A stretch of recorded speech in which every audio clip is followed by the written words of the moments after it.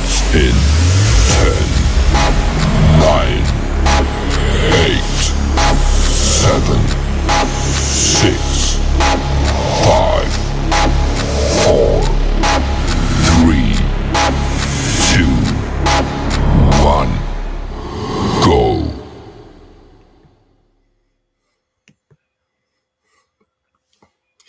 Good evening, everybody, and welcome to another episode of The Drop Zone with your host, Jeff Walsh, and your boy, Anthony Young. How you doing today, buddy? Doing pretty good. Billy, same shit, just a different week, pretty much. I feel like I'm gonna go on a lot of rants today. I have a feeling that's I have a lot that I need to talk about this week of NFL and the NBA betting scandal that has been heard now across I don't want to say world, but maybe across at least the USA. Um, I'm pretty sure it's been heard across the world. yeah. One of the craziest and wildest, unexpected things in the NBA in a very long time. So we'll talk about that, and obviously NFL Week 8, uh, and how kind of crazy of a week it was in the NFL once again. Yeah, this is going to be very interesting because, like I said, everything dropped Thursday morning after the day after we did the podcast. Mhm. It just kept getting worse and worse. Yeah, unexpected to say the least. It's like we'll get right into it. Uh, Again, NBA betting scandal that was heard around the world. Terry Rozier, Miami Heat guard, and Portland Trail Blazers head coach Chauncey Billups and former NBA player and assistant coach Damon Jones were all arrested on Thursday morning with NBA betting scandal. Terry Rozier's scandal does involve NBA. He was rigging his own parlays or his prop bets because he openly admitted to his inner circle that he wasn't there or that he was going to take himself out of games. And the one game, it was March of 2023. He took himself out, and there was a bunch of people who bet his unders, and it was hundreds of thousands, if not millions of dollars, were being placed on his unders because in his inner circle he told them that he was going to leave, and the sports books immediately flagged all those, and then they put an end to that. Now, Terry Rozier was investigated last year. Uh, the NBA took his phone, and I guess, they can't do as much as the FBI does as far as looking into people's history or seeing all the past and everything, like all their text messages and everything. So he was able to just keep playing, and the Heat traded for him last year, and now we are where we're at. And he was arrested last Thursday morning at 6 o'clock. Um, After the Heat just played a game against the Orlando Magic. And the one that's most shocking to me is Chauncey Billups and what he's involved with. Um, it's not. I mean, there is one where it is NBA related because yeah, he's head coach of the Portland Trail Blazers. So what he did was he told people that he was going to bench four of his top start players and to bet against the Trailblazers because they were just going to tank.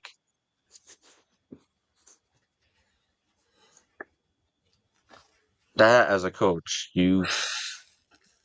I mean, any of this stuff you just cannot do.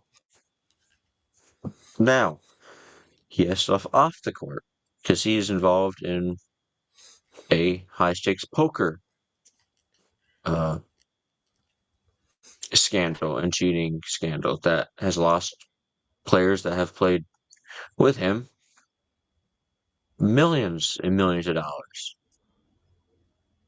with a bunch of high tech equipment that can detect or just tell everybody at the table that has it what the person who isn't in on it has. I don't want to take up too much talking. I'll let you jump in and we'll kind of go back and forth on this. But I would like to know your first reactions to when you saw everything and you're like, what the fuck? I just do want to know your first reactions to seeing all that news. Well, when it hit my phone Thursday morning,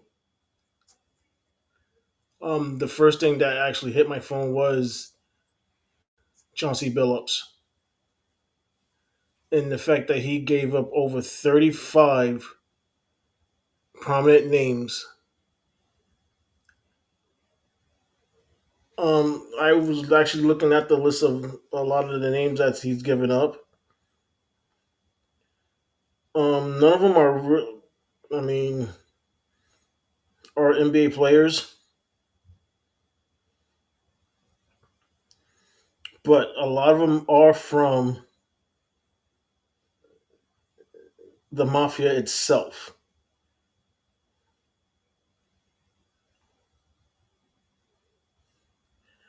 So that makes it a lot more interesting. That's also going to make it a lot more of a high profile case because now you got the mob that's involved, and a lot of it's the Gambino crime family that was involved. And yeah, I just like when it first dropped, it all caught me off guard. I mean, we was getting snippets of you know referees and stuff that was involved getting arrested or stuff like that. But once two big names dropped, as far as players and coaches, I mean, we really have to ask ourselves, okay, how many actual players and coaches are actually involved in this that have not been named yet?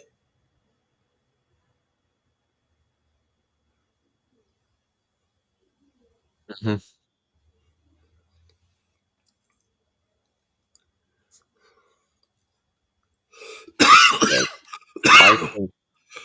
Like, I think I'm expecting to open my phone when I wake up and go to work to a list of names. And like, how deep does this go? Do a lot of people do it? Like, how many? Like, are they doing it smaller to where they don't get caught? Like, who else is involved? Who else knows about it?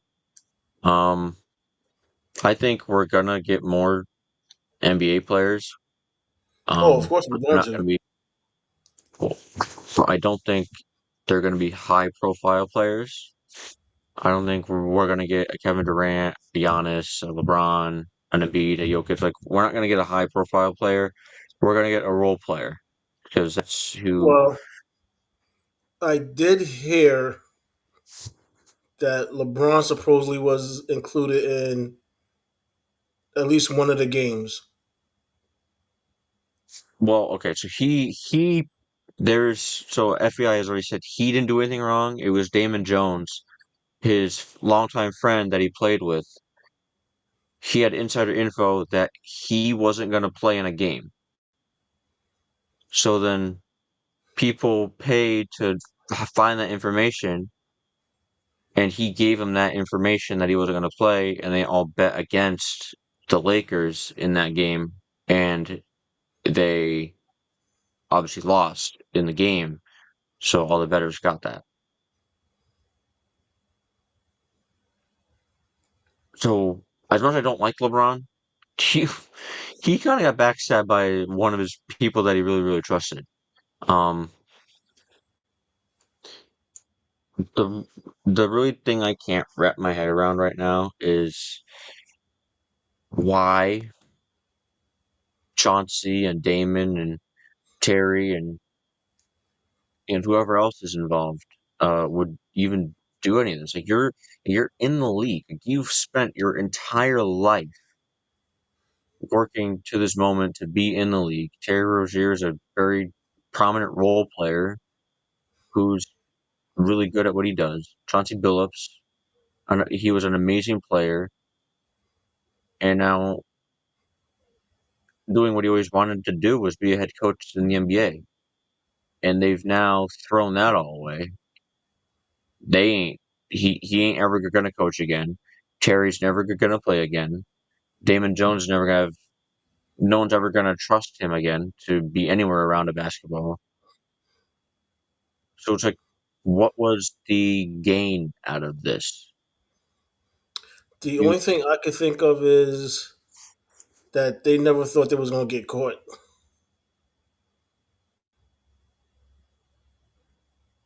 That's the only thing I could come up with. But they should have known once Gilbert Arenas got caught. Okay, they should have smartened up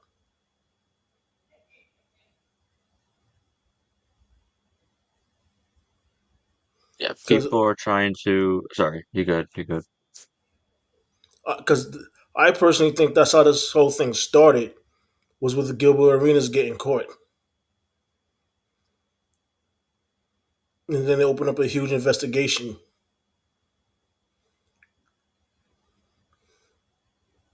Yeah, so with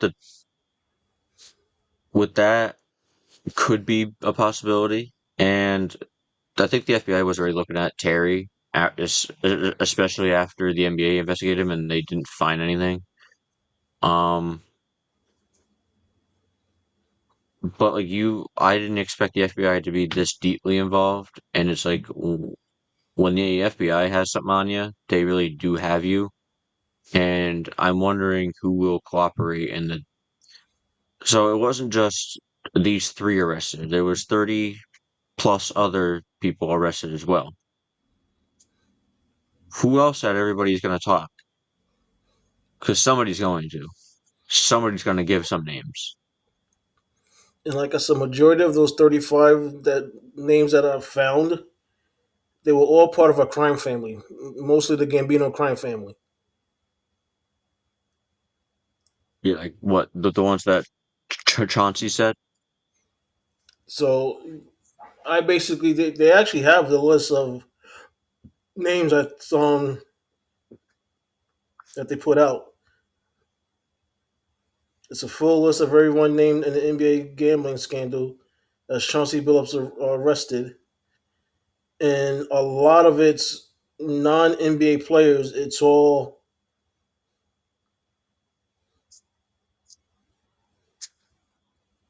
part of it's all members of the mob family. Yeah, because Chauncey, like an idiot, got deeply involved in the mob, and they were in on all the cheating with the, especially with the poker games as well. Um, People are saying that this has to do with a gambling addiction. I see part of it. I could see part of that, but the league comes to these players every year saying what you can and cannot do, especially with sports betting becoming more and more prevalent. You cannot in any way, shape, or form bet on any games that you were involved in. You cannot in any way, shape, or form rig the game in any way. You cannot do any of this stuff. Yet these players just didn't care, and they were straight up just stupid. Because now, again, you threw everything that you worked so hard for away for what for what a couple extra $100,000. Terry Rozier is making $26 million a year. What does he need the extra money like that for? Like he has already generational wealth. Chauncey, his unless he generation, well, unless he's just bad with money. maybe because I mean he had to put up his $6 million mansion in Miami for collateral to get out of jail.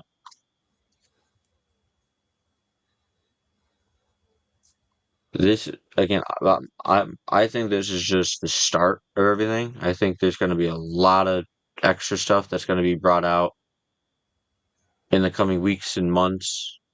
That this is going to keep getting talked about and investigated even more and more deeper. Again, I'm just interested to see if anybody else comes forward with any names or just any more details of what, like how deep this really went and how many people are doing it. Because again, we remember last year we talked about the Dante Porter incident. That happened. Yeah. He got banned by the NBA for the betting on his prop bets as well. So again, I know me and you texted back and forth. We were just kind of sitting here waiting for anything else to be brought out, any names or anything to be talked about, but nothing so far. Just the three that we got: Terry, Chauncey, and Damon Jones are the only three that we have at the moment. Now, I can see a lot of names dropping after the season's over.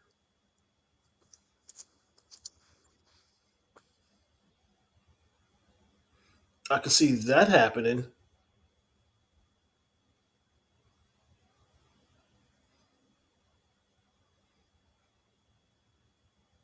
Yeah, I mean the FBI timed it like crazy.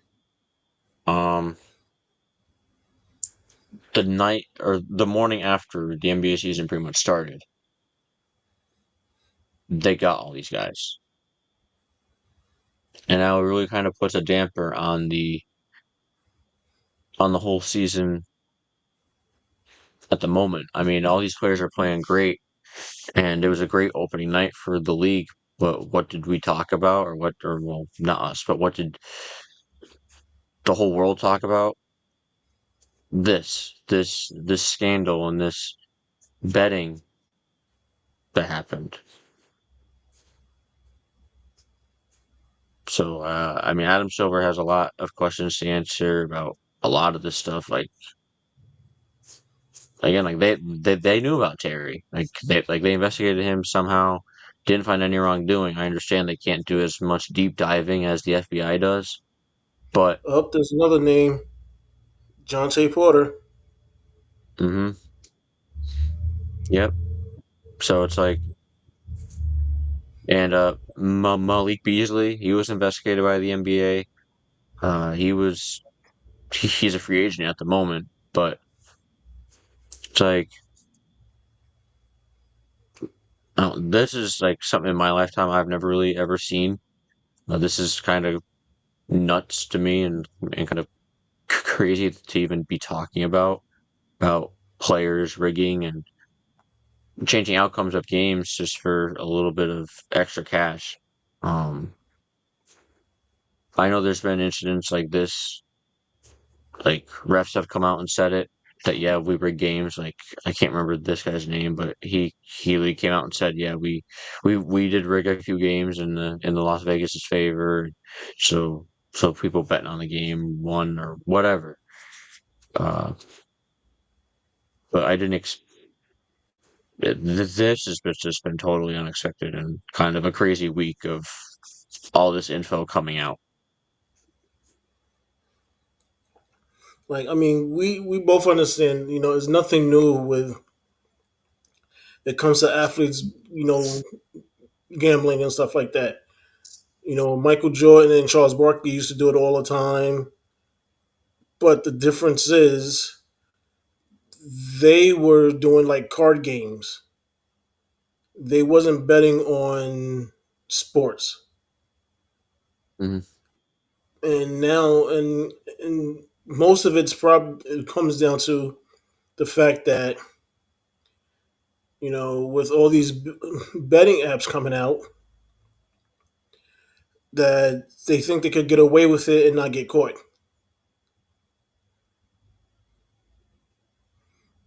That if they use the betting app and be honest with you, if they're actually using their real names on the betting app, they deserve to get caught. I mean, let's be serious. I mean, they track those things down. They keep track of them. Why are you going to use your real name? Use an alias. So I don't think it's them actually on the app. They are telling co-conspirators to bet on the unders. They aren't on the app themselves. They are telling their inner circle, "Hey, bet my under, bet my under, bet my under, bet my under. I'm gonna take myself out of the game."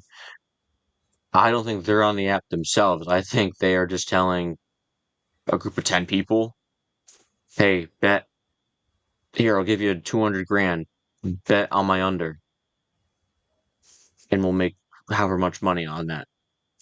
But it's like the sportsbook either way are gonna flag all that shit because like who the hell is gonna put say $50,000 on Terry Rozier's unders?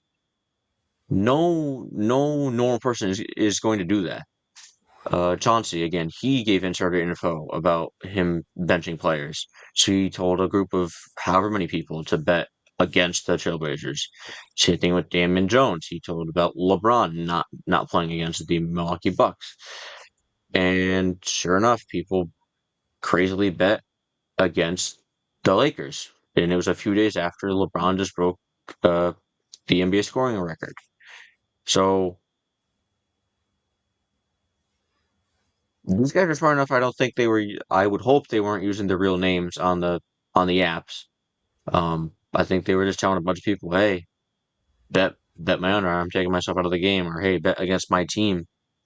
And people did it, and the sports books aren't gonna just allow you to do that. And once they see an influx of so many people betting the unders of I won't say Terry is a random, but of a guy who averages a decent amount of points and assists and everything, and just randomly bet his unders on a specific night.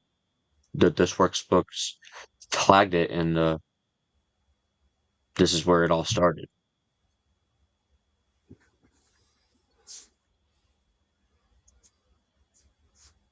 So I don't know if you have anything else to say on this. No, just a bunch of idiots. Mm-hmm.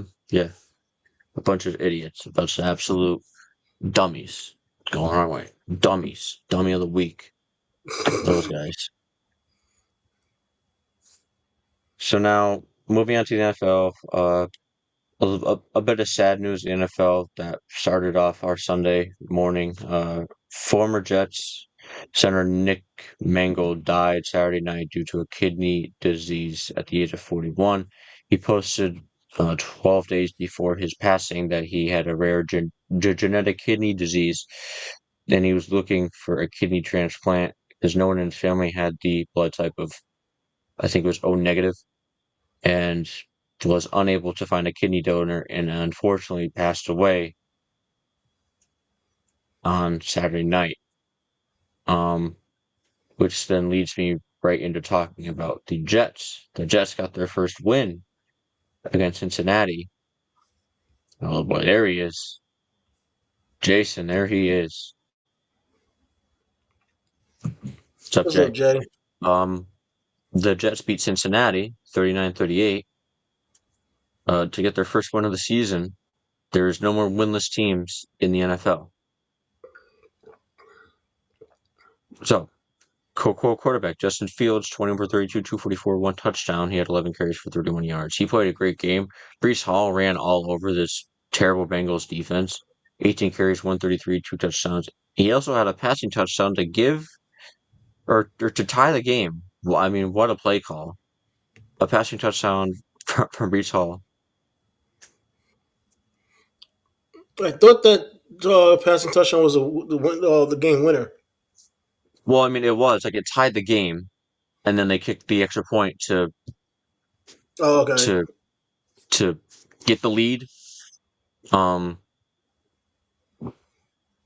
I mean, that their backup running back Isaiah Davis also ran for 65 yards and he caught for 44. And their leading receiver was Tyler Johnson with 64 receiving yards and touchdown. Um, Again, kind of a wild game. Bengals had this one in control for a lot of the game. Joe Flacco, another good performance. He also had a rushing touchdown, took along with 2 passing touchdowns. Samaje Perine was the leading rusher, 9 carries, 94 yards, and touchdown. Chase Brown had a rushing touchdown and 203 yards. He also caught a receiving touchdown. Jamar Chase had 19 targets, 12 receptions for 91 yards. I think Joe Flacco likes having Jamar Chase on his team. I think he might like it a little bit. T. Higgins Just had a one little. reception for 44 yards and touch. Yeah, just a wee bit. Again, a crazy game. Just Fields played a good game. He was actually slated to not even start this game. They were going to bench him for Tyrod Taylor, and Tyrod Taylor ended up not playing to an injury. So they were like, "Oh, all right, I guess we'll start Fields again." Um, Again, the Bengals had this game in control. Uh, but the Jets just kept fighting back and fighting back and fighting back. And you're not telling me that he's a dog. I know. I saw that quite clearly uh 2 Thursdays ago. Or like thanks. I know. Um, but yeah, I mean, again, a crazy game. And the Bengals they lose, which I'm kind of happy for. I'm a bit happy that they did lose because we are slipping and slipping in this division, which I will talk about in a little bit.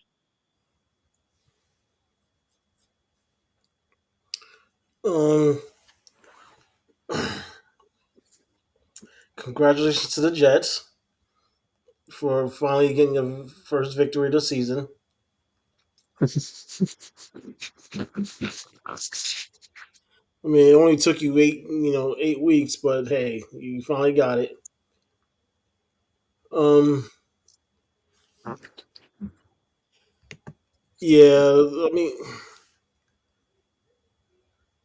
the one thing I can say about this Jets team, as much as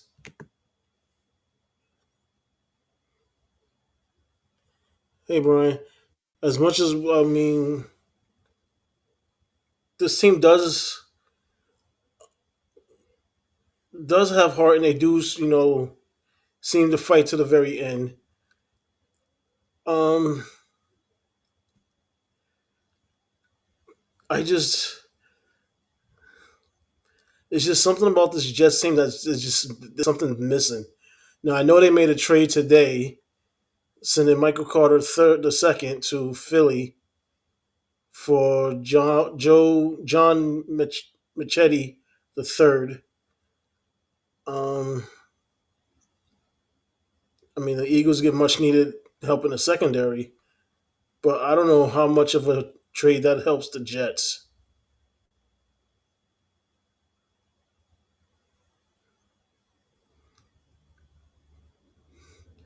because there's weeks where if they look good and all they just needed is a play to go their way, and then they have their off games, but yeah, it's there's something that's not clicking with that team, both offensively and defensively.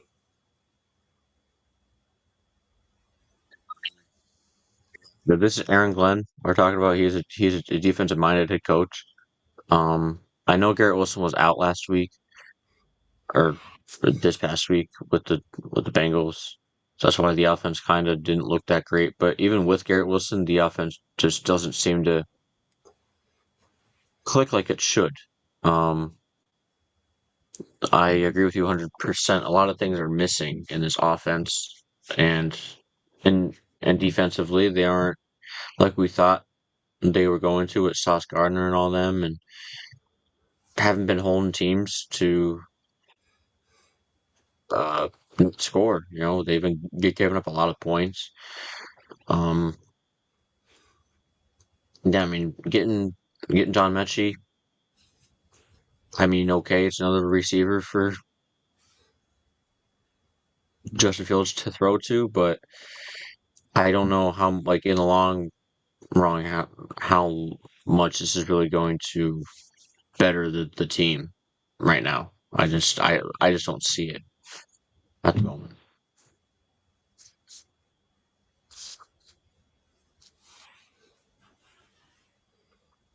Again, congrats to the Jets for getting their first win in Week 8. Next game is the Bears and the Ravens. Ravens win 16-30. Caleb Williams kind of looked like rookie Caleb Williams in this game, 25 for 38, 285, and an interception. Against this Ravens defense, who hasn't really been that great this year, he wasn't able to put up much against them. Running back DeAndre Swift, 11 carries, 40 yards, and touchdown. Rome Odunze had 7 receptions for 114 yards. DJ Moore had 4 receptions for 73. Everyone thought Lamar Jackson was going to make his triumphant return this week, and the Ravens said, hold up. No, he's not. They had enough of Cooper Rush. They put in Tyler, a.k.a. Snoop Huntley. He went 17 for 22, 186, and a touchdown. He had 8 carries for 53 yards. They finally used Derrick Henry. This should have been the formula the entire time Lamar was out. Yep. Pretty much they hold up. Wait a minute. He had 21 carries for 71 yards and 2 touchdowns. Zay Flowers had 63 receiving yards, and Rashad Bateman had 51. Now, again, this is really upsetting me because the Ravens are not coming back. Lamar is slated to start against the piss-poor Miami Dolphins defense.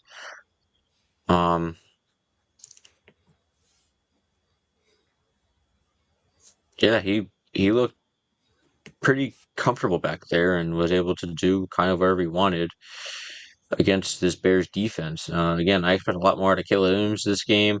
I ended up picking them in the pigskin pick'em. I was wrong.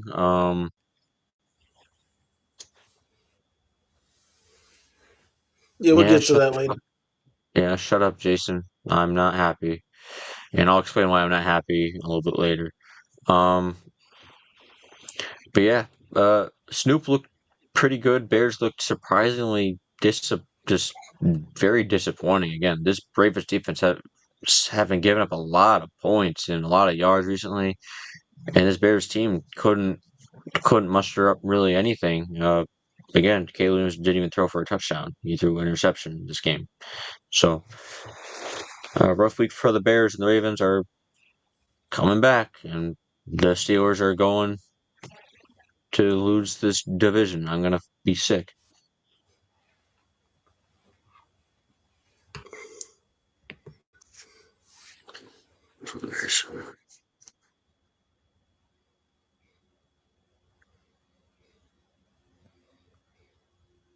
I think that's a lot of teams. A lot of teams do benefit off getting the turnovers. So, yeah, and again, I mean, you see when teams aren't able to, aka Steelers, when we cannot turn the ball over, or we can't have anybody turn the ball over against us, we struggle to win. And I think it's a lot with the Bears as well. You can go, Tony. The first thing I want to touch on is Caleb's mechanics. Yes, they are bad, but again, it's his first year with Ben Johnson. Give him time. Because remember, when Jared Goff got to the Lions, his mechanics was bad as well. And look at him now. So just give him time with Ben Johnson. Ben Johnson's going to straighten out his mechanics.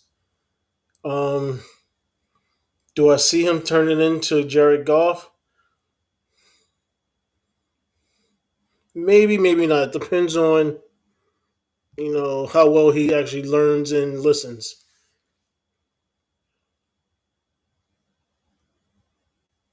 Um, as far as the other part of what Jay said about teams not winning if they can't win their turnover battles, that's a lot of teams. A lot of teams need to win the turnover battle to win games. Unfortunately, there's a lot of teams in the NFL that just just don't have it. Um, I mean, look at Dallas. I mean, they need to win a turnover battle at least to keep the game close. Otherwise, teams is just going to run up and down there on their defense.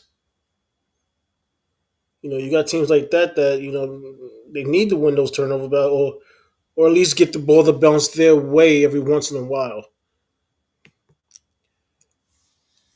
As far as the Bears and Ravens, I don't know if the Ravens was coming off of a high from last week, actually from the last couple of weeks, and they figured, oh, Lamar Jackson's not playing.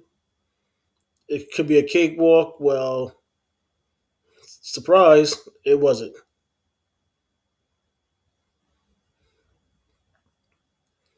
Um, yeah, those are the type of games that they're going to have to learn to win.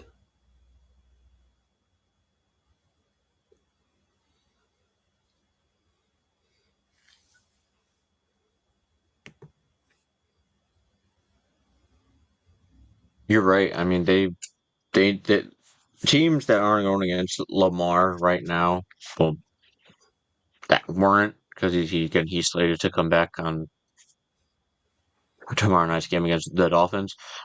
I mean, they needed to take advantage along again. The whole league needed to take advantage of not having Lamar in the starting lineup, and maybe the Bears, maybe in the back of their head, they were thinking, all right, if Lamar doesn't play, it'll be Cooper Rush, and they did a bunch of film on Cooper Rush and didn't expect them to start Snoop Huntley. I don't know if that was the case, but again, Snoop looked very, very comfortable back there, in the pocket. Um, and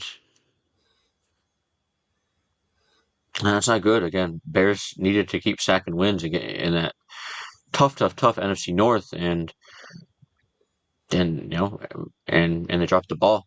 They were on a 4-game win streak, and again, I think they overlooked the fact, oh, it's Tyler Snoop Huntley. We can win this game, and they didn't. And the Ravens had a different kind of energy to them this game, which again, I think certain teams have a different kind of energy depending on the quarterback that starts. Um, you saw on the whole team when Cooper Rush was starting, there wasn't a lot of energy out there, and we see in this game, Snoop Huntley is starting, and there's so much energy all over the field for the whole Ravens team. So it's a bit weird when teams play like that. It depends on like who starts at quarterback and the amount of energy that people have out there on the field. But again, hey, a win's a win for the Ravens, and again, as a Steelers fan, it's really not looking good for us right now. And speaking of the Falcons, Miami and Atlanta, Do we really 34 to need to 10. talk about this game? What's up? Do we really need to talk about this game? I need to talk about this game.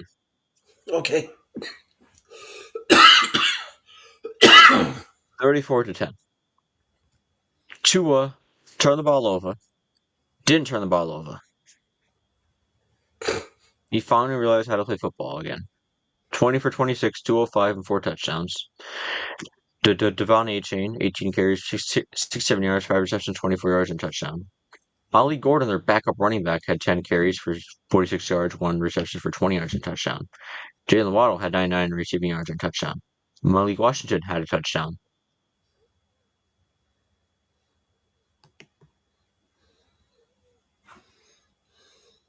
Yeah, yeah, yeah. He played his best game against the team that I put my Eliminator Challenge on the line with.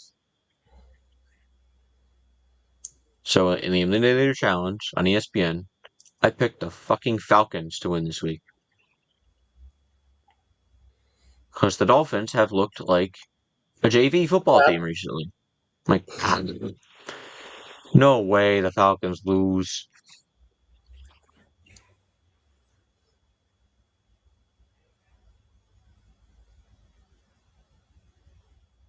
I didn't know that. No, I didn't. Did not know that either.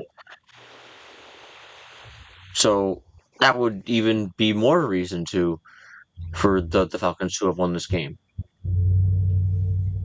But no. As soon as they announced that Michael Penix was out and that Kirk Cousins was starting, I was like, uh-oh. Falcons aren't going to win. But I was like, who else do I pick? The only other team I was really thinking of picking was the Bengals. They lost.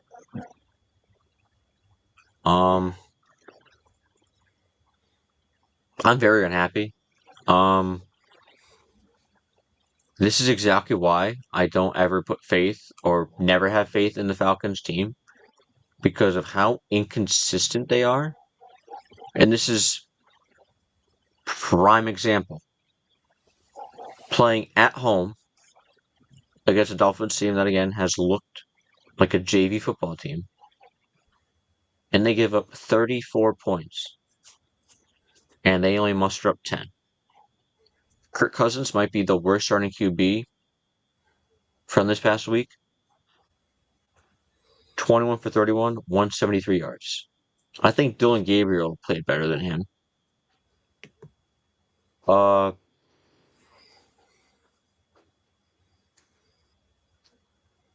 Yeah, I don't get it. I don't understand. I think the Falcons we overlooked this game, but that's not no fucking excuse to fucking cost me my linear challenge. And a lot of other people their linear challenge. Because they want to give Bijan Robinson the ball 12 times and only muster up for 48 total yards of offense. Bijan Robinson had. The guy who's been putting up 150, 180, almost 200 yards of offense against this goddamn awful Miami Dolphins defense. Only 48 yards.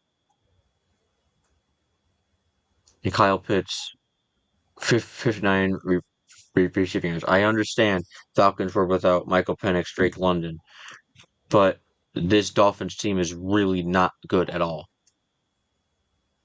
And it comes from the coaching, it comes from the play calling, and it comes from the players that didn't have the energy to even be out there.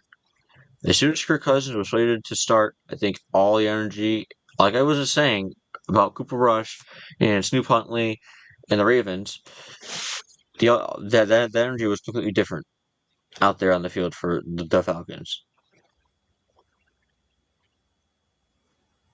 I'm very pissed because I was like, I'll have faith in the Falcons, I guess. I'll pick them. I shouldn't have. I'm very mad about this game. I don't know if you have That any would be thoughts on too. this game, but like I think Kirk Cousins might be the worst, one of the worst QBs in the NFL. Actually, for being a veteran, he doesn't play like it. No, I still think that distinguished honors goes to Russell Wilson.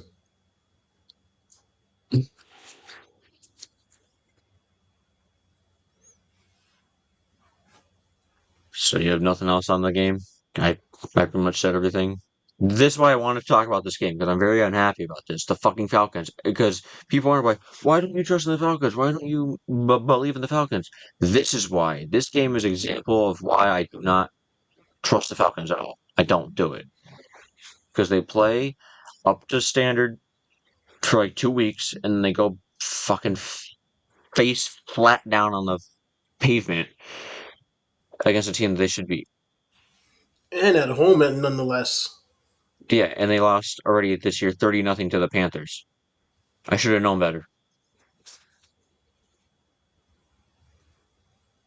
Look, speaking of your Giants and Russell Wilson,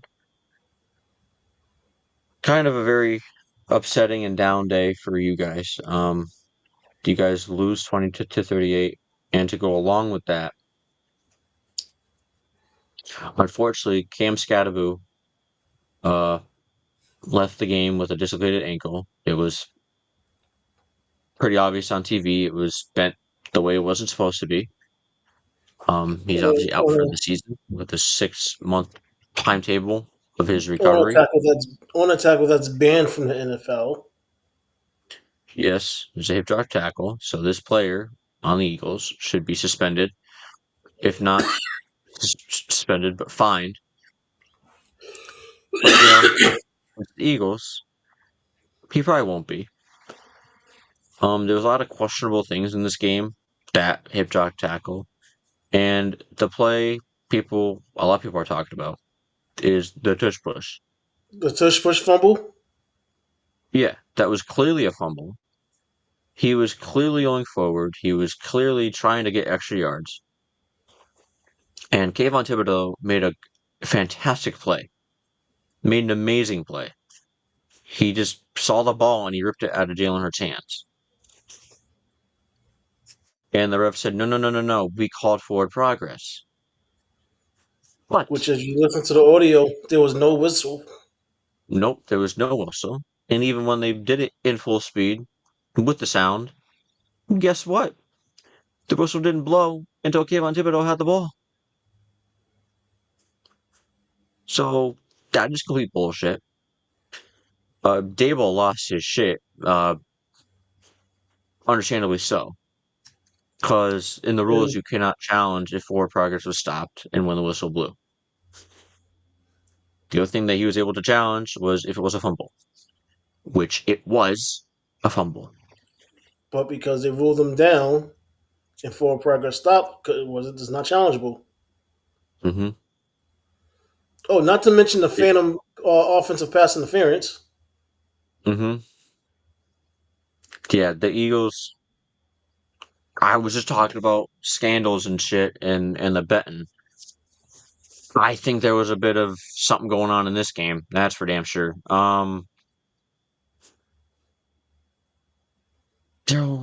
Like the league's like, well, we can't have the Eagles lose to Jackson Dart twice. We can't have that happen. So we're gonna make in every way the Eagles win this game. Getting that tush push situation that pretty much flipped the entire.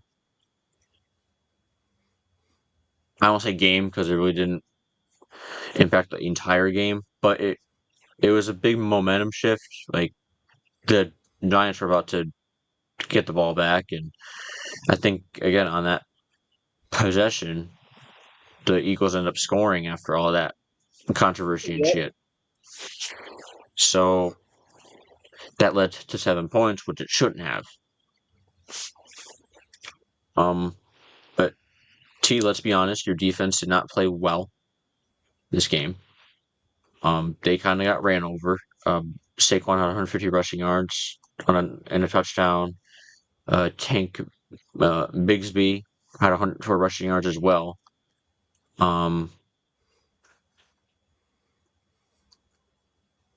I do want to know your thoughts on this game. I don't want to take up too much time and just keep talking because it isn't my team. It is your team. I want your thoughts on this game.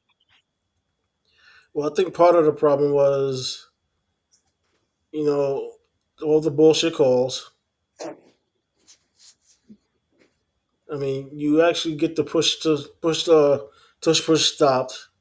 You cause a fumble, and the ref says no forward progress. We called it on forward progress. Okay, horseshit. There was no whistle blown. Every analyst even said it that was a fumble, which pretty much deflated the defense at that point, and they're going to score another touchdown. Then you get Scatterboo getting hurt on illegal slide tackle, which was no flag was thrown there.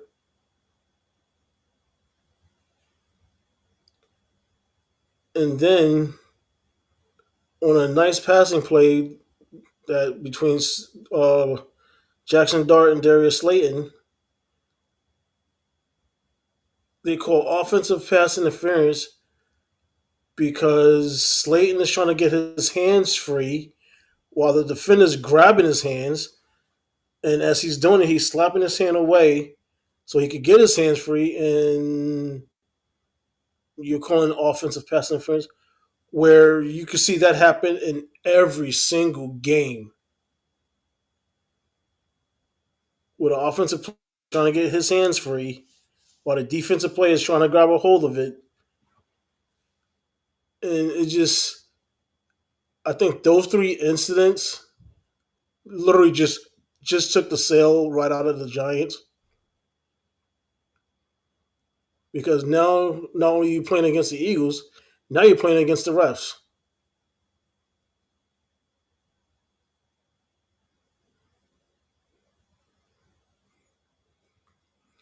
So, I mean,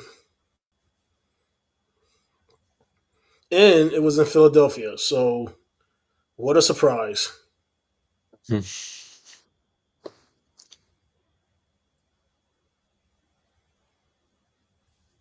Yeah, I mean, I will say they were all very respectful, at least when Cam got injured. They weren't like cheering and everything. They were all very respectful and they gave him a nice hand as he got off the field, which is sad to say, but is a bit shocking with the Philadelphia fans. We do know how ruthless they can be. Um,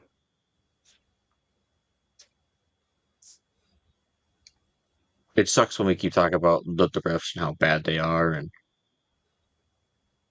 and again, some of these games, well, now especially with the NBA and everything going on there, a lot of these games seem a bit weird and a bit fishy in some aspects. We had that Chiefs game earlier this year with the Lions. That game was BS. This game's BS, and a bunch of other games have been kind of You had your game against the decided. Bengals. Yeah, yeah, yeah. That game was wild.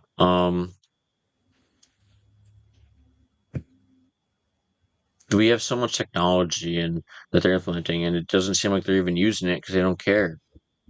Um, yeah, the NBA, or sorry, NBA, the NFL is like, yeah, let's make these teams just keep winning, and no one's gonna really notice or say anything, but me and you will keep saying things and keep no noticing and bringing it up because that offensive pass interference call was bullshit. The fumble was bullshit, and the hip drop tackle was bullshit, and there was probably a lot of other things in that game that were BS, to where this could have been a different outcome. Again, I'm not saying that it really costed the Giants the game because the Eagles seemed like they were doing whatever they wanted against the Giants defense, but it could have definitely made it a more interesting game.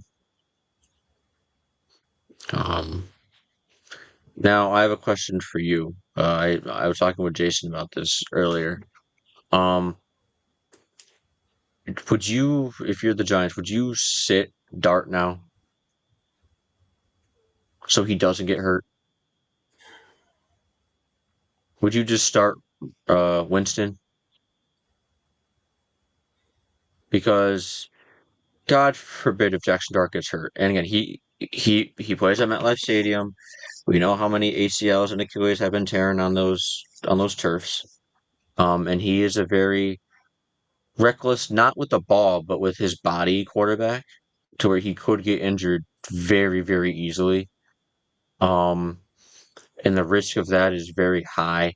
And again, you're ready without Cam. You're ready without Neighbors. Don't don't throw away potentially next season with him getting injured with a torn something. Um, I don't know Um, if I was them, I would just sit him. Winston brings out energy at least, whereas Russ just again fans booed him off a few weeks ago. Uh, whereas Jameis at least he will provide energy to this team. Uh, Again, the risk for injuries is too high with Jackson Dart with very little offense now that he has out there with him.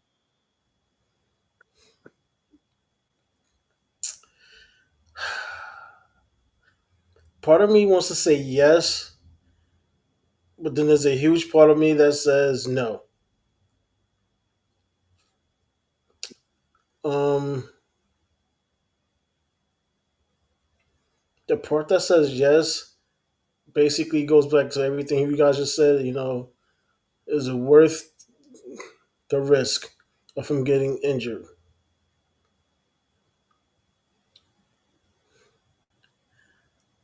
But I gotta look at it this way as well. The offensive line has improved. You do lose your, main running threat in Scatterbo. You've already lost Neighbors.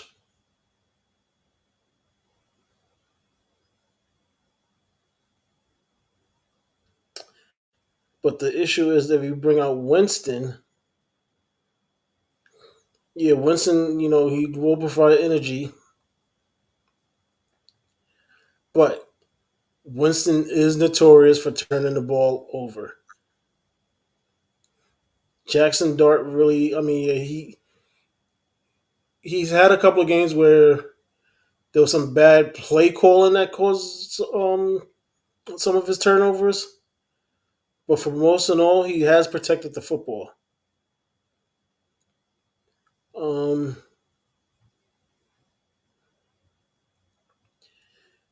they're definitely going to need to sit down and talk with him about not putting his body in harm's way. If you got to slide, slide. If you need to run out of bounds, run out of bounds.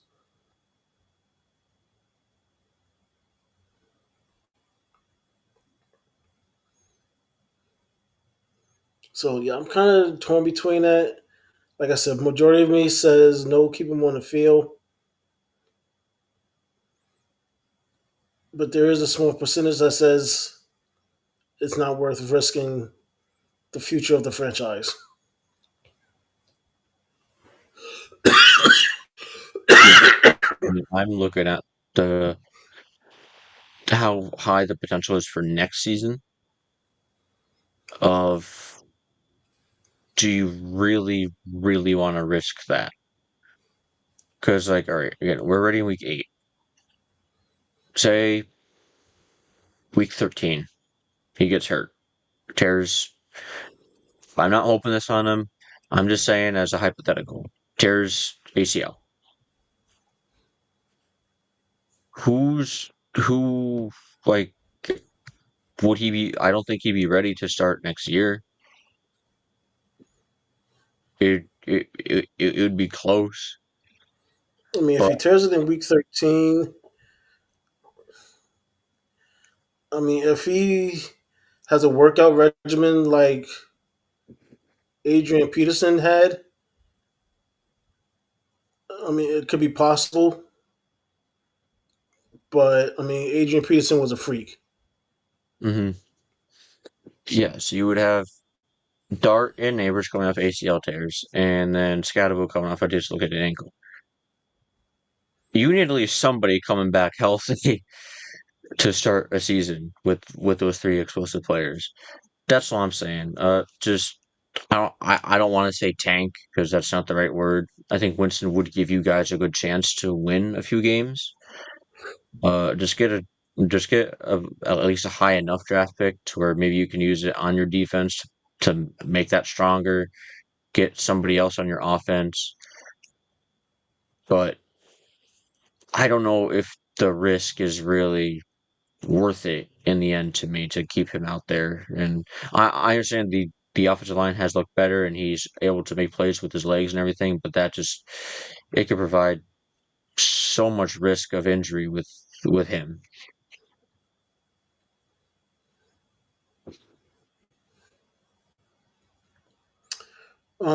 Yeah, I just like I said, it's a torn situation for me because you know, like I was so high on not starting him to begin with, I know you were. I had to try and tell you, you guys gotta start him. No, don't start him. And now we're at the point of, okay, do we keep him in? Do we sit him down?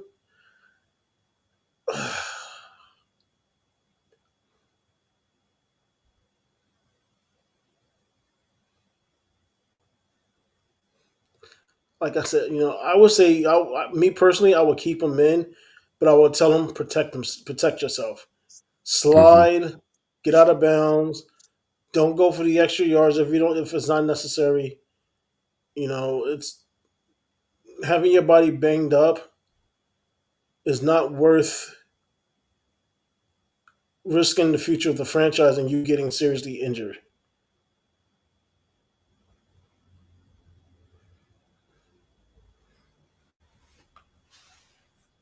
So again, Giants have a lot of decisions to make. I think they will roll him out this upcoming week against the Niners. Um, Moving on to the Colts game, Titans Colts. Colts win again, 14-38. Cam Ward, 22 for 38, 259, one touchdown interception. Hasn't looked too impressive in this rookie season, I'll say. I understand he's on the Titans, but still. Tajay Spears, 9 carries, 59 yards and touchdown. Chamiri uh, DK had 7 receptions for 93 yards. Daniel Jones, Danny Dimes, Indiana Jones, whatever you want to call him. 21 for 29, 272, 3 touchdowns. Jonathan Taylor, my front runner for MVP this season. 12 carries, 153, 2 touchdowns, two receptions for 21 yards and touchdown. So he had another game with 3 touchdowns. Michael Pittman had 95 receiving yards and touchdown. Alex Pierce had 69 receiving yards. Tyler Warren had 53. And Josh Downs had 39 receiving yards and a touchdown. So everyone got involved in this Colts offense. I'm waiting for Jay to say whatever he wants to in the comments because again, his Colts are now 7-1. Could possibly be 8-0, and if fucking Adion Mitchell didn't drop the ball before crossing the end zone, I will keep bringing that up time and time again. Um, I understand that the Titans are a really bad team. These Colts are for real, and they play my Steelers this upcoming week, and I am not happy about that. I think we're about to get our asses whooped. Because we can't stop a fucking cold right now. And we have to play Jonathan Taylor. So I'm not excited. But again, Colts win. I always I bring up the Colts all the time, even if they play a scrub like this, because we have Jason as a viewer. So I like to get him involved. But yeah, Colts once again, another impressive dominant win. Uh, and again, they are winning games that they're supposed to. So that's a good sign because they're not playing down to their opponents. Okay.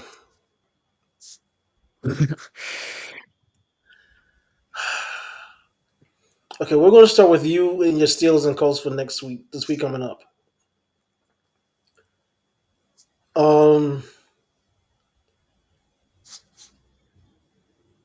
The best thing you guys got going for you guys is the fact that you are tough defensively against the run. So Jonathan Taylor's not going to have all that running room that he's been having. Um, and I know if Jay's paying attention or listening, I know I'm going to hear it. But this is the game where the Steelers need to turn Daniel Jones into a passing quarterback. Why? Because if you have the running game stalled and you put the game in his hand, that's where Danny Dimes from New York is going to show up.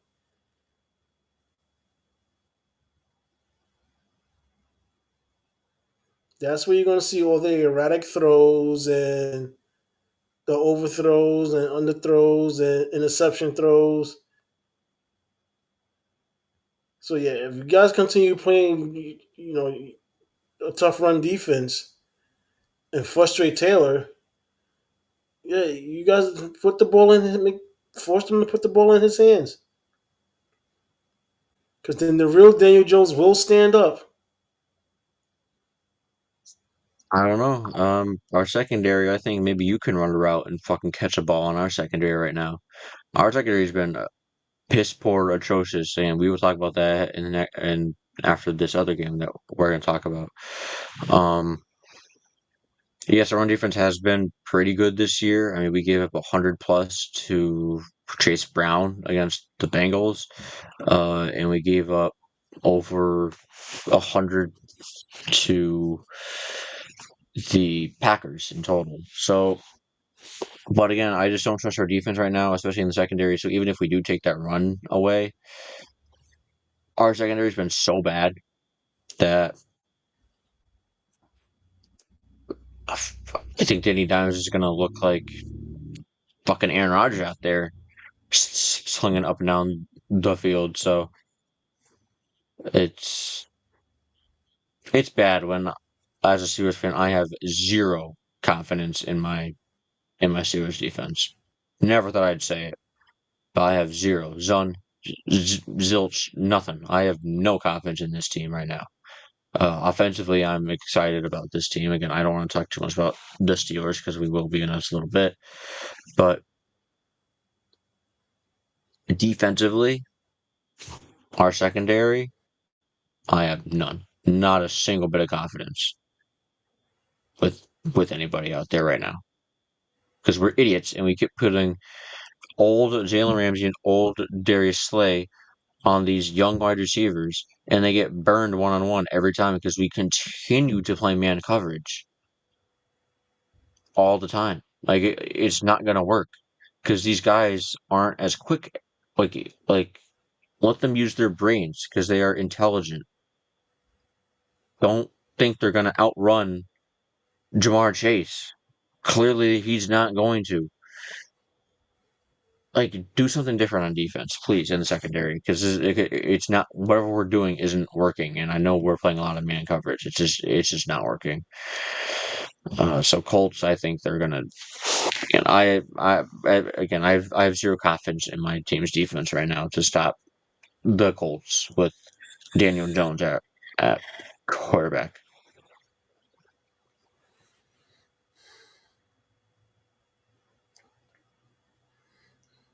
We'll see. So the Cowboys and Broncos, we were talking about the Cowboys a little bit ago. How if they don't get a turnover, they struggle to win. And it also doesn't help when Dak Prescott throws 2 interceptions. That's Dak Prescott being Dak Prescott. I told Yep, you. you can finally Give it say it. time. Give it time. Nin- It's actually not going to happen. 19 for 31, 188, 2 interceptions. Javante, 13 carries, 41 yards, 2 touchdowns. George Pickens and CeeDee Lamb both had 7 receptions. George had 78 receiving yards. CeeDee had 74 receiving yards. And then Bo Nix, 19 for 29, 270, 247 for touchdowns and an interception. J.K. Dobbins, 15 carries, 111 yards. R.J. Harvey had a game of his life. 7 carries, 46 yards, 2 touchdowns, and he had a receiving touchdown as well. Troy Franklin had 2 receiving touchdowns and 89 receiving yards. Courtland Sutton had 67 receiving yards. Cowboys, again, you guys, your defense is abysmal. I mean, again, ours is too, but your defense cannot. It is a very bad defense. Again, I mean, this score shocked me a little bit that the Cowboys didn't put up more, but the Broncos defense is a good defense. And Dak played. He doesn't play well against good defenses. So, as shown here, a 20-point loss for the Cowboys, and I know all of America was happy to see that loss for them. Yeah, not much to really say on this game. I mean, they got blown out by the Broncos, which I kind of figured was going to happen. Because again, this Cowboys defense is really bad. So I'm not even really going to talk about their offense right now, because it has been good through 8 weeks, other than this game. But it's been that defense that's been abysmal the entire year, and it shows up once again.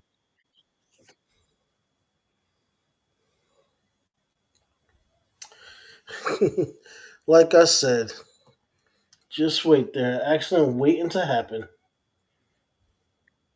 And right on cue, Dak Prescott throws 2 interceptions.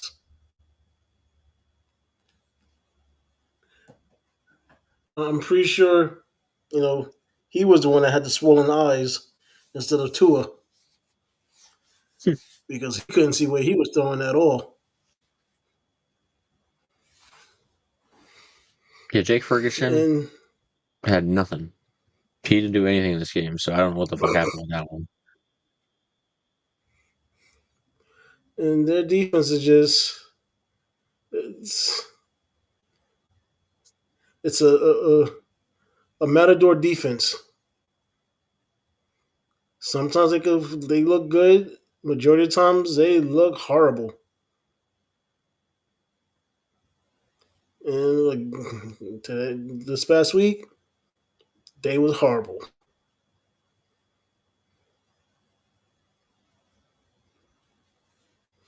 This past week, they've been going up 40 plus points almost every game right now. I want to look at their schedule real quick. I want to see how many games they've given up. 40 I plus. was trying to be nice. I was trying to give the Cowboys fans some hope. Yeah, okay. You weren't trying to do none of that fucking shit. Shut the hell up. I was. I was trying to give them hope. This is their year. It's there is no hope for this defense. Let's see. All right. Man, game one they gave up 24. In game two they gave up 37 to your Giants.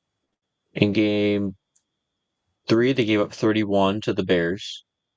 Game four they tied with the Packers at 40. The Jets game doesn't count, but they still gave up 22 points. Panthers, they gave up 30 points to them and lost. They gave up 22 to the Jane Daniels Commanders, so congrats on that one. And they just gave up 44. So the two games that they didn't give up 25 plus is against the Jets and the Commanders, who have a lot of injuries. So so does that really even count? I don't think so. That defense is Like I said, atrocious. it's their year. What? It's It's their their year? year Yeah. Oh yeah, it is. It is until they their turn. year to give up probably the most points in NFL history. It is their fucking year, all right. Like I said, it's their year until they turn off Madden. Mm-hmm. Oh yeah, it's always their year. Um. All right, last game: Packers and Steelers. Jordan Love.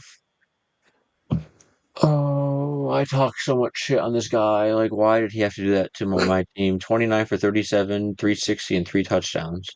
Emmanuel Wilson, the rookie running back, 11 carries, 61 yards. Josh Jacobs got in the end zone on 33 yards rushing. Tucker Kraft, fucking Jesus, this guy is a really good tight end. 7 receptions, 143, and 2 touchdowns. Christian Watson, welcome back, Christian Watson. This is his first game back, and what a great secondary to do it against. 4 receptions for 85 yards. Aaron Rodgers played a good game. Again, he's doing everything we need him to. It's our defense that sucks fucking terribly. It's awful. 24 for 36, 219, 2 touchdowns. Jalen Warren had 62 rushing yards. Roman Wilson, finally, we're using Roman Wilson, 4 receptions for 74 yards and a touchdown. And DK Metcalf got in the end zone on 55 receiving yards. Um, Again, I've unfortunately talked a lot about does he was ready. This is not about Aaron Rodgers. It's not about the offense. Not any of that. It's about our defense. We did not get a sack in this game. Once again, I think that's 2 straight weeks we did not get a sack. We in the Bengals game we got a sack on the opening play of their first drive, and that was it for our sacks. Again, I'm disgusted with our defensive play calling. I don't know what the hell we're doing. Um, Again, our offense is playing up to par, and we're not turning the ball over, and we are putting our defense in a good opportunity to stop other teams, and we're just not stopping them. And Aaron is again doing everything that he possibly can. This isn't on Aaron. This isn't. I don't think on the offense at all. It's all on the defense. That cannot stop anybody at the moment. I don't know what is going on, but we cannot stop anybody.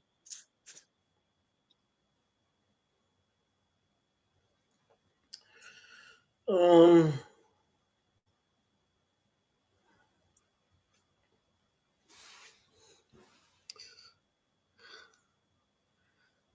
I really,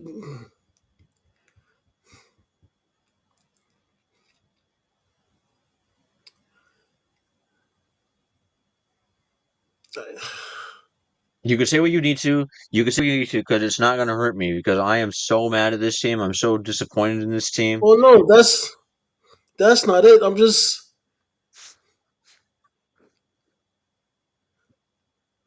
because I'm trying. I mean, the way this team is built. I said it. At the beginning of the season. Well, before the season started, when they made the trades, I said, Why are they trading their young talent for all these veterans? Granted, Darius Slayton was a sign. He wasn't a trade. He left the Eagles, came to the Steelers. But for as much money as they spent on that secondary,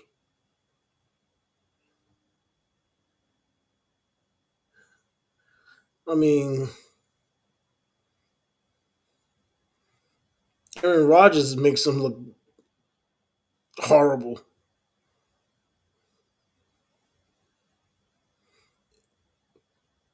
What they spent on that secondary now makes the Aaron Rodgers signing looks like a genius.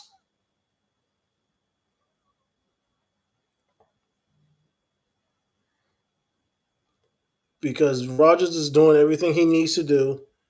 He's protecting the ball. He's hitting. I mean,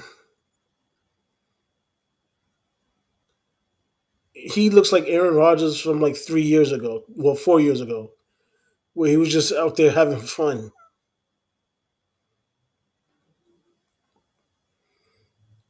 J.J. Watts haven't been J.J. Watts since the season started. TJ Watt. Okay. I mean, TJ. I wish we got JJ Watt too, but that might have a little bit. Um, the linebackers look. The linebackers are looking a step slow this year, and I think getting rid of Mika was just it was a bad thing because it shows how much that secondary misses him.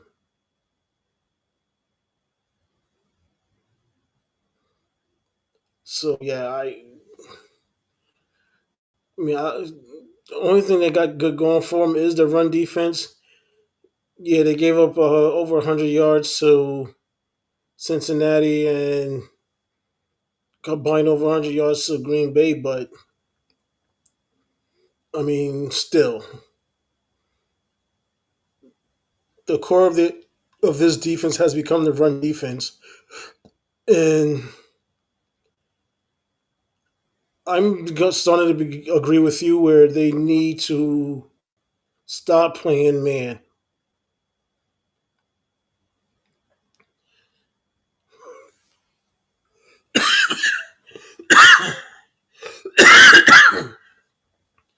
They need to either adopt a cover two or the tamper two or something. But yeah, they need to get out a man.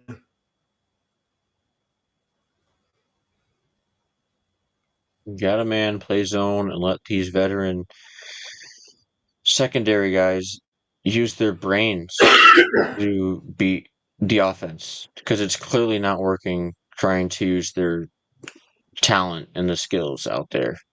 And again, they're just older. So let them use their wise and their experience to help.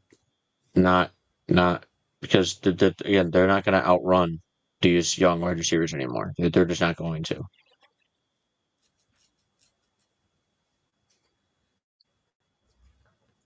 I agree. So that's all the games. Now we got the pick'ems for this upcoming week. Um,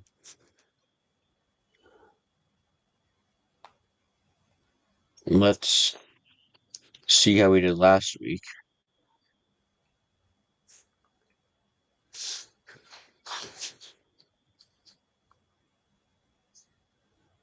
It won't even load on my phone right now. So let's see Well, if I last can week I get it. went 8-5. Let me see. I can show the whole group. Give me 1 second.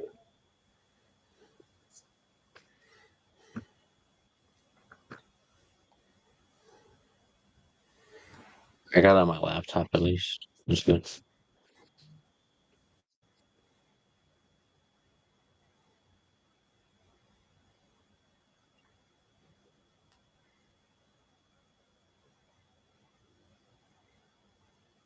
Well, you Yeah, so finished with last 90 week. points. Yeah, I had a decent week.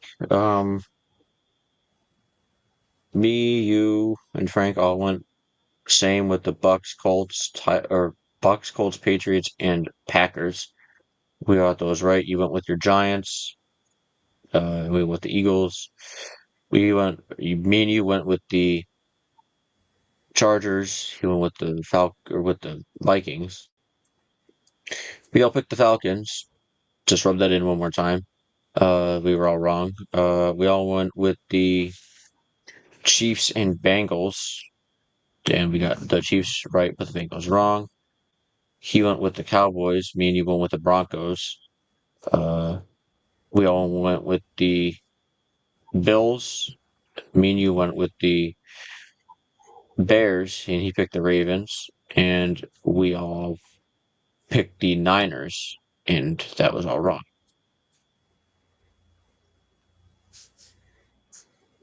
So this week we got the Ravens and the Dolphins. Ravens. Yeah, I'm going with the Ravens, especially if they have Lamar back. If they even sit him out again, the key is just run Derrick Henry. That that'd be the key to success. Bears and Bengals. Oh, that's a tough one. I'm going with the Bears again.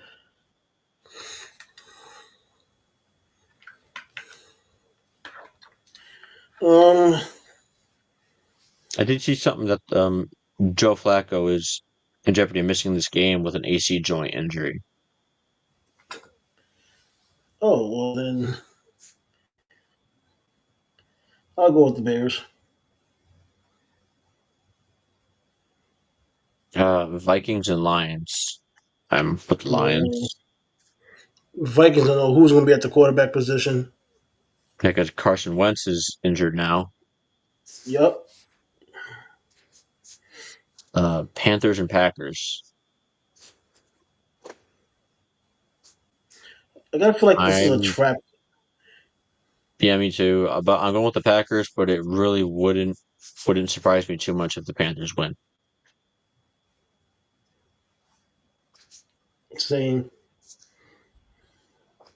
Chargers Titans. I'm going with the Chargers. Yep.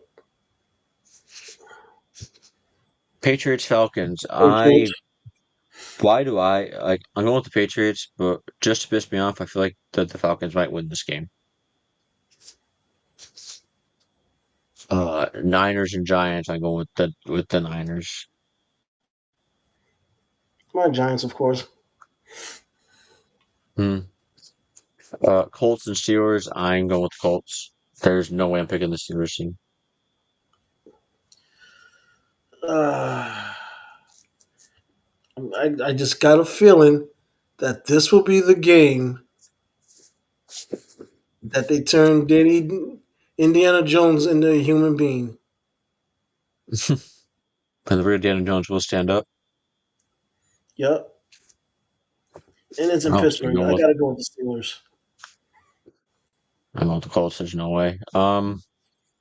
Broncos and Texans. I'm going with the Broncos. Yep. I mean, Texans have a great defense, but I think that the Broncos will end up pulling this one out. Jags and Raiders. I'm going with the Jags. Jacksonville Jaguars. Saints and Rams. I'm going with the Rams. Rams. Chiefs and Bills. Ooh.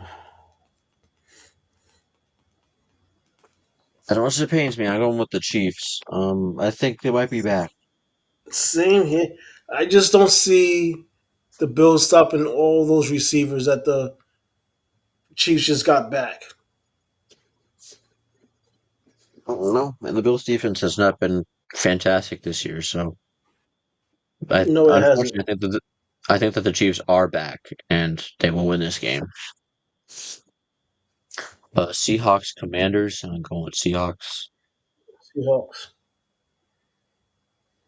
And Cardinals Cowboys. What a Monday Night Football game that is. Do I have to pick I'm one? I go with the Cowboys.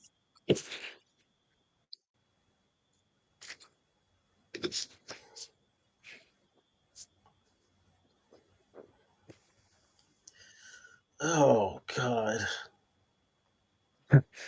Kyler Murray is questionable to come back, so we will see. Cowboys.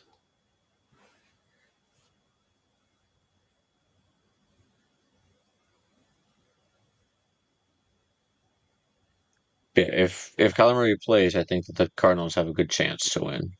But if he doesn't, then I don't think they're Yeah. going to. But I mean, with how bad the Cowboys defense is, I think Jacoby will have almost no problem with the offense.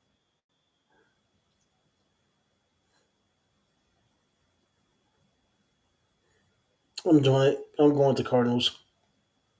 Wow.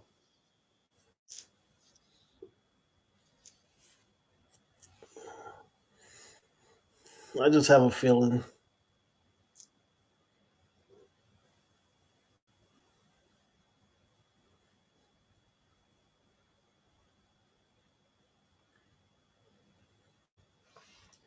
But if Murray doesn't play, I will be switching back to the Cowboys on Sunday night, Mhm. if I remember. Yeah, I mean that's all I got. The only other thing I have is again our merch store. If you want any of our merch, go over to our store, zoneelitewear.com, and any order over $35, you can put in our promo code Drop Zone for 15% off. And if you want to do our other sponsor, Dibby. Dibby. Dibby, where are you? So yeah, our other sponsor is Doobie, which is gaming energy drink. For you late night gamers that like to stay up late and game a lot, that's wonderful. I mean, I actually gotta buy some more. I use it for when I go to work. It gives me a little bit of boost of energy, but yeah. Um, if you use our promo code Drop Zone, you get 10% off. Um, you might want to order quickly because they are running out of supplies, simply because of the holidays, and they have been busy. So yeah, get your order in now, especially if you want to make it for in time for the holidays. Yeah. The only other thing I have is it is Halloween in a few days. All I wish for our viewers and your families is that you stay safe on Halloween. If you guys go out and do trick or treating, uh, just watch your surroundings. Be careful and mindful of where you are, and just have fun, but also stay safe. That's all I got, and that's what I want to say just to all of our viewers and subscribers. Just just be safe out there this Halloween. And I second that.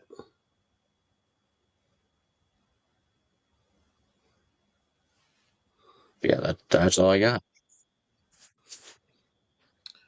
All right, I guess we'll see everybody next week. Yep, make sure to like and subscribe with the notification bell on YouTube.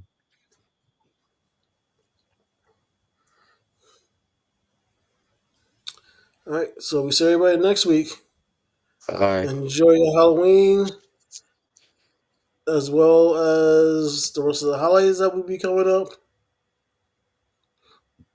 And just remember, have fun, be safe, Yep, be very um, aware of your surroundings and those around you. definitely. You have to be in this world nowadays.